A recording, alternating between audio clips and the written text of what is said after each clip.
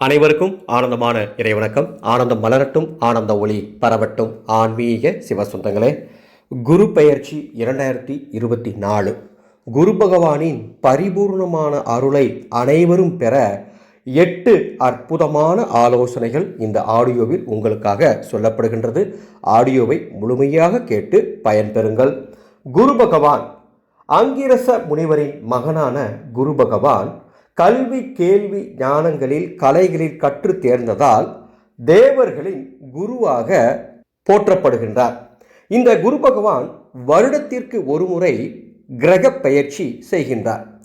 இந்த 2024 வருடம் மேச ராசியிலிருந்து ரிஷப ராசிக்கு மே 1 தேதி 1/5/2024 சித்திரை 18 புதன்கிழமை மதியம் 2 மணிக்கு மேல ரிஷப ராசிக்கு பெயர்ச்சி ஆகின்றார்.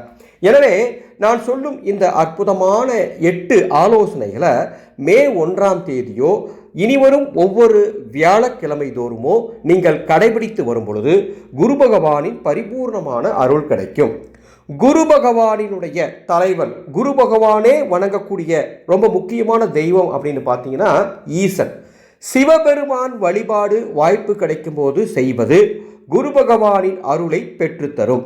அதை போல முருகப்பெருமானுடைய தரிசனத்தை பார்த்து முருகப்பெருமானை வழிபாடு செய்தாலும் குரு பகவானின் பரிபூர்ணமான அருள் கிடைக்கும். மூன்றாவதாக, அன்று குரு பெயர்ச்சி நடக்கக்கூடிய அன்று அல்லது ஒவ்வொரு வியாழக்கிழமையும் உங்கள் வீட்டுக்கு அருகில் இருக்கக்கூடிய நவகிரகம் அமைந்துள்ள ஆலயத்திற்கு சென்று அங்கே இருக்கக்கூடிய குரு பகவானுக்கு தீபம் ஏற்றி, அதாவது நல்லெண்ணெய் தீபம் ஏற்றி வழிபாடு செய்தால் குரு பகவானின் அருள் கிடைக்கும். நான்காவதாக, குரு பகவானுக்கு மிகவும் பிடித்த இன்னொரு விஷயம் பசுவிற்கு நீங்கள் உணவு தருவது. பசுவிற்கு உணவு தந்தால் குரு பகவானின் பரிபூர்ணமான அருள் கடாட்சம் உங்களுக்கு முழுமையாக கிடைக்கும். அடுத்து ஐந்தாவதாக, ஏழை பிள்ளைகளின் கல்விக்கு உங்களால் முடிந்த உதவிகளை நீங்கள் செய்யும் பொழுது, நீங்கள் எப்பெல்லாம் செய்கிறீங்களோ அப்பெல்லாம் குரு பகவான் உங்களுக்கு அருளை வாரி வழங்குவார் என்பதில் மாற்று கருத்து இல்லை. அடுத்து ஆறாவதாக, குரு பகவான் அருளை நீங்கள் பெறணும் அப்படின்னு சொன்னால் உங்கள் தாய் தந்தையரை வணங்க வேண்டும். குரு பெயர்ச்சி நடக்கக்கூடிய நாள் மற்றும் வியாழக்கிழமையில் அவர்களிடம் ஆசீர்வாதம் வாங்கினீங்கன்னு சொன்னால் அவ்வளோ அற்புதமாக இருக்கும். உங்களுக்குன்னு ஒரு குருமார்கள் இருப்பாங்க. சித்தர்களை வணங்குவீங்க, ஞானிகளை வணங்குவீங்க, அவங்கள நீங்கள் வணங்கலாம்.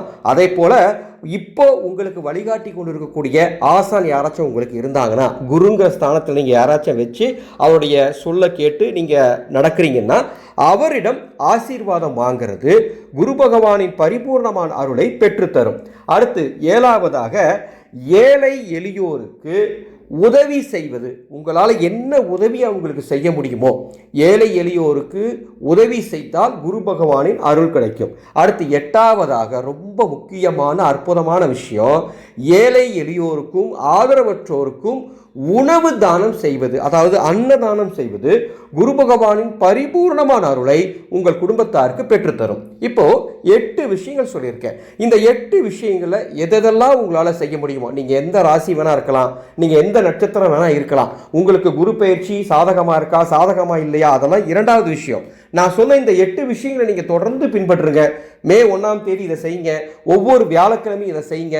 குரு பகவானின் பரிபூர்ணமான நாள் உங்களுக்கு கிடைக்கும், அது எந்த மாற்று கருத்தும் கிடையாது. இந்த ஆடியோவை உங்களுக்கு தெரிந்த அத்துணை பேருக்கும் பகிர்ந்து கொள்ள வேண்டும் என்று அன்போடு கேட்டுக்கொள்கின்றேன். அன்பு சொந்தங்களே, குரு பெயர்ச்சியை முன்னிட்டு மே 1 தேதி மாலை நமது அறக்கட்டளை சார்பாக 7 ராசிக்காரர்களுக்கு பரிகார ஹோமம் நடைபெறுகின்றது. ரிஷபம், மிதுனம், சிம்மம், துலாம், தனுசு, கும்பம், மீனம் ஆகிய 7 ராசிக்காரர்களுக்கு பரிகார ரக்ஷையும் பரிகார பிரசாதமும் வழங்க உள்ளோம். இந்த ரக்ஷை அடுத்த குரு பெயர்ச்சி வரை உங்கள் வீட்டில் இருந்தால், அல்லது நீங்கள் கைகளில் கட்டியிருந்தால், இடுப்பில் கட்டியிருந்தால், அல்லது கழுத்தில் கட்டியிருந்தால் நிச்சயமாக குரு பகவானின் அருள் உங்களுக்கு முழுமையாக கிடைக்கும்.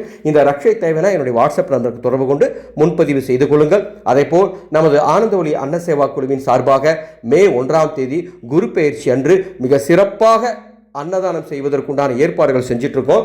உங்கள் குடும்பம் சார்பாக ஏதேனும் பங்களிப்பு தர முடியும்னா தாராளமாக தரலாம். குருவின் அருளை பெறலாம்.